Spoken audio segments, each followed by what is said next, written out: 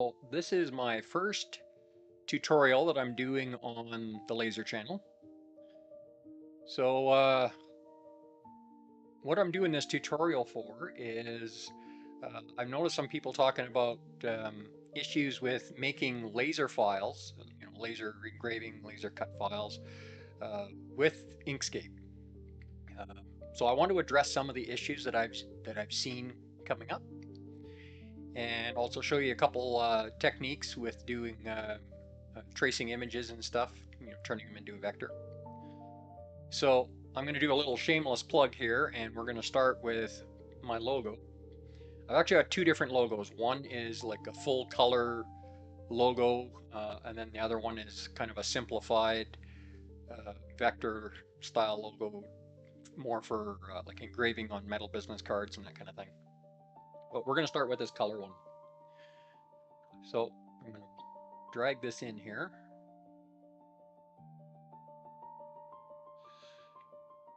And we're just going to zoom out a little bit.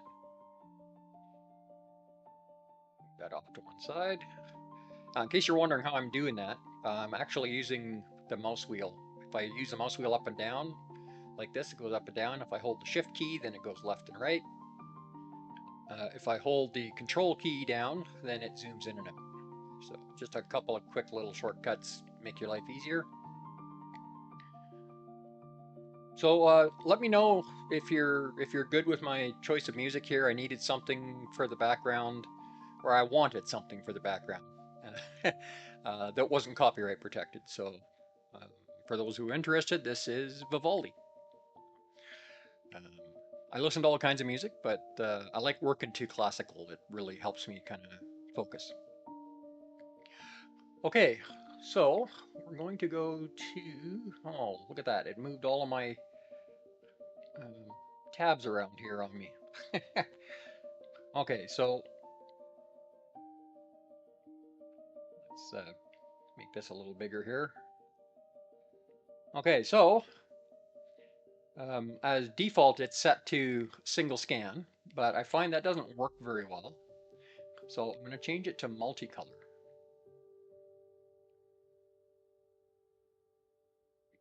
And then I'm going to have it go on colors. Actually, we're going to try a couple different ones just so you can kind of see the difference here. So I've got live updates turned on.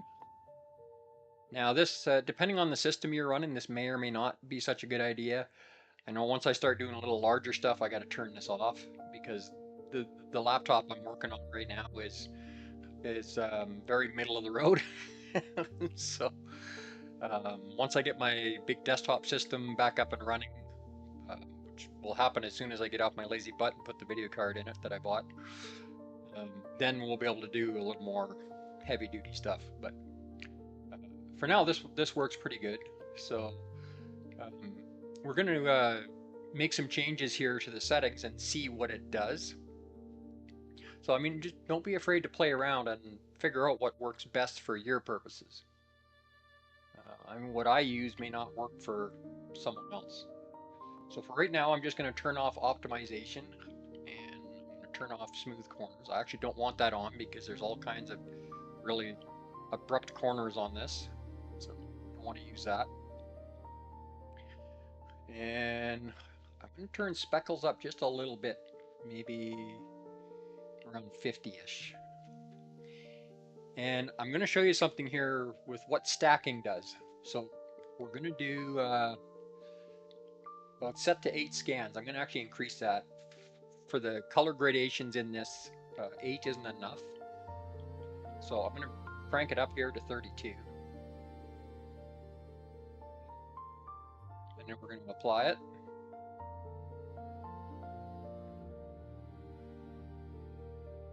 Okay, now I can drag that off to the side.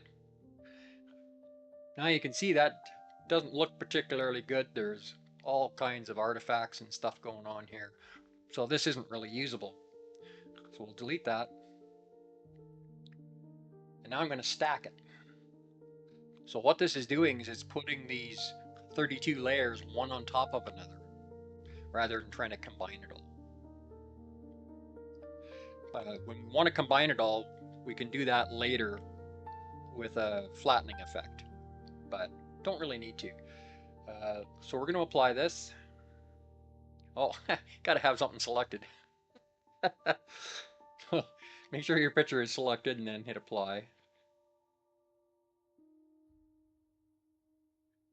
Okay, now let's see what this looks like. Now you can see there's a lot more data here, but look at how good this is. It's almost identical, but now it's in vector. Okay, so if I go up to layers and pop open this, you can see we've got all 32 layers here. And we can turn them off one at a time. You know, we can play with them, you can lock them just with these little buttons here. So, but with this many layers, you know, turning one off and on doesn't make a lot of difference. So if I just click on this little eyeball, you can't really even see any difference. So now this layers setup is going to become pretty important here in a little bit, but we'll get to that. Now that we've got this image, it can be a little rough to deal with if you've got, you know, a less able system like the one I'm using here. So you could see some long pauses as we're waiting for stuff to happen here. Now you can come down here and you can flatten it, but in the case of laser engraving, you may not want to do that. It depends on how you're going to do this. I mean, lots of people, if they're just going to engrave the whole image as is, you don't need to turn it into a vector. Just kind of depends on what you're doing. So I just wanted to kind of quickly touch on this stuff here, and a couple of the techniques I've found that produce better results. Inkscape, there's a bit of a learning curve to it, so sometimes it can be tough to find this stuff. Now I want to address another issue here that I saw somebody talking about the other day. They had done a tracing and it left an artifact on screen. So I'm just going to let's just zoom in a little bit here. Oh, something else I should mention while I'm thinking about it. Let's go. Okay, I'll show you real quick why it's a good idea to just darken your desktop a little bit.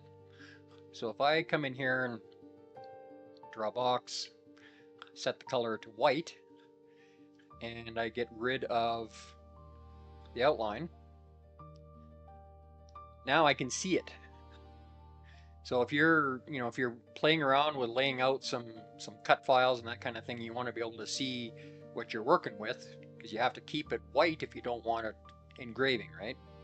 So just a little tip to think about. So I'm going to take this and I'm going to make a bigger box here, and I'm going to put an outline back on it. So I'm holding the shift key down when I press on a color to change the outline. And then I can go to fill and stroke and reduce that size. I'm going to set this down to a millimeter for now. Now you should be aware that when you're doing this in Inkscape to do laser cutting, kind of the industry standard, if you want the line to represent a cut, then you need to make your line width 0.01 millimeters.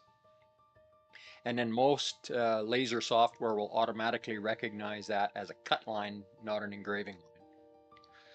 So if you're doing designs and you're finding it's cutting and won't engrave, that could be the reason. Look at your line thickness. Now, full disclosure, I don't even have a laser yet. It's supposed to be arriving today. So, you know, I'm pretty experienced in Inkscape. I've used it for years for all kinds of projects and, you know, professional graphics design, that kind of thing. So I thought I could still do a valuable tutorial, even though I don't have any experience doing laser stuff yet. But that's coming hopefully in a couple of days. The laser's coming today, but I've got some vent materials and stuff that I'm waiting to arrive. I live in a smaller area, and they just didn't have the selection of parts I needed to be able to run the exhaust from the laser outside. So what I'm going to do here is I'm going to take this box that we just drew, and I'm going to put it on the bottom. So now you can see this other one is on top of it, and we're just going to give it an outline color. So let's go up here and reduce our outline here. We'll make it say 2 millimeters. Now I'm going to go back to this box and I'm going to remove the fill. Oops, I hit the wrong button. Remove the fill. And now this problem that this person was talking about the other day was they had an outline that appeared when they did their tracing that they couldn't get rid of.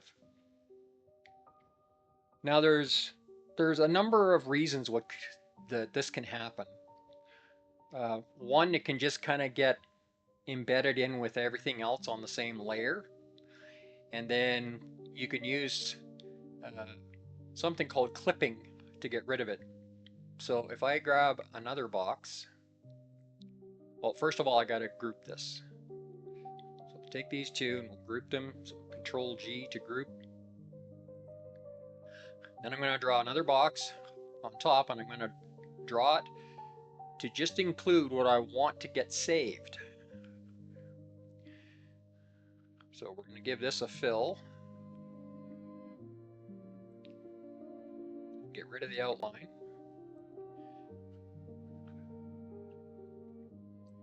And now I'm going to change the opacity down here. I can just run this little bar. And this is just so I can see underneath, make sure I've got the right area selected.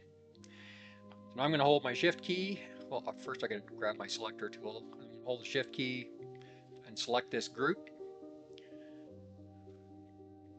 And then I'm going to right click. And I'm going to go down to set clip.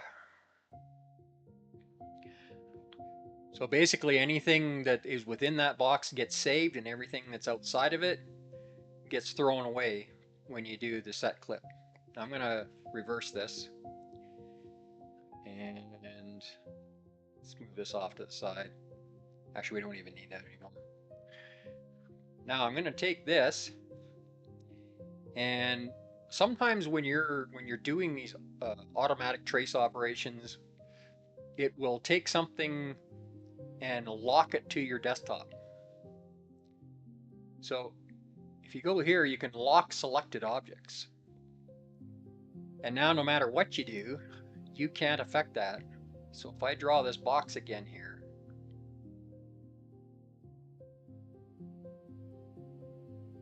and I select this outer box, you see you can't even select it. So you can't select it to get rid of it. So all you have to do to deal with that is just go back up to, is it object? Yeah, go object and unlock all. Now we can select it and delete it. Now the other thing that can happen, so let's go to layers. Now sometimes what will happen is it will take one of these and stick it on another layer. Let's just make sure I got the right one. Okay, so we'll make that disappear. Now if I take this and I pull it up out of there, now it's no longer in that group. Now I can make another layer. So let's make a layer.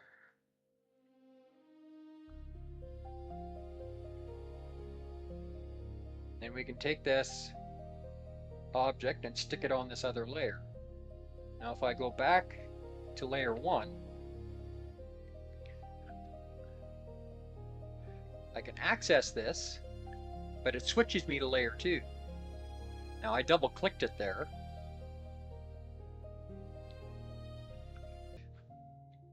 Now if this layer is locked, So we'll lock this layer, which can happen without you realizing it sometimes. Ask me how I know. Now if we go back to layer 1, now we can't select anything on that layer, on that layer 2, because the layer is locked, the whole thing. So if we go back and unlock it, then we can remove it. So these are the common issues that can cause this type of a situation. So I didn't want to do a long drawn out tutorial. There'll be time for those as I get more into this and can really start taking you through some stuff. So I hope you enjoyed this. Thanks for coming and hanging out with me today. See you on the next one, folks. Bye for now.